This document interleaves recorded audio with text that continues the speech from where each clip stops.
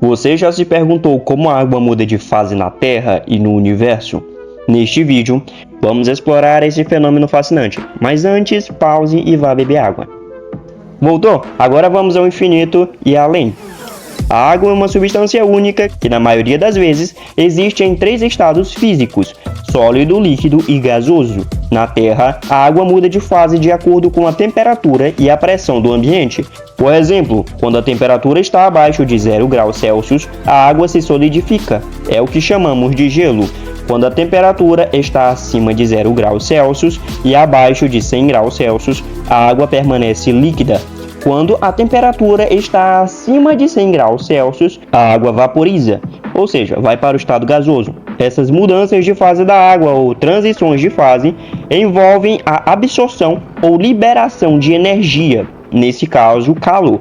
Por exemplo, quando o gelo derrete em água líquida, ele está na verdade absorvendo energia do ambiente. Ela também vai absorver grande quantia de energia para saltar do estado líquido para o gasoso.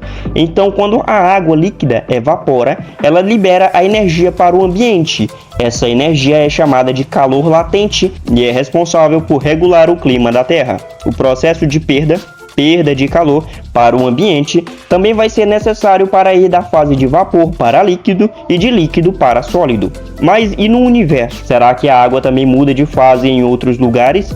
A resposta é sim, mas de maneiras diferentes. No espaço, a água pode existir em 4 estados físicos: sólido, líquido, gasoso e plasma. Sim, plasma. E geralmente o seu professor não parou para falar sobre isso, que é justamente a parte mais legal e divertida. O plasma é um estado em que os átomos da água se ionizam, ou seja, perdem ou ganham elétrons. Isso acontece quando a água é exposta a temperaturas muito altas ou campos elétricos intensos. Isso é mais fácil de ser observado caso você tenha um ciclotron de bobeira em casa. Brincadeira. Tem formas mais fáceis, tipo, se você tiver um laser de raio-x capaz de elevar a temperatura da água a 100.000 graus Celsius em menos de 1/10 de picosegundos, que é um milésimo de segundos. Basicamente são esses zeros, viu? Ficou mais fácil. Dá like que talvez um dia a gente faça um. Bom, mais quanto na natureza, pode ser observado nas estrelas. As estrelas são compostas principalmente por hidrogênio e hélio, mas novos estudos também apontam para pequenas quantias de outros elementos, incluindo oxigênio. Quando esses elementos se fundem nas reações nucleares que alimentam as estrelas, pode produzir uma gotícula de água em forma de plasma. Essa água é muito quente e brilhante, mas essa informação pode não ser considerada como correta, afinal, para qualquer bom professor de física e química, esse amontoado molecular em tais condições já não seria mais considerado como água.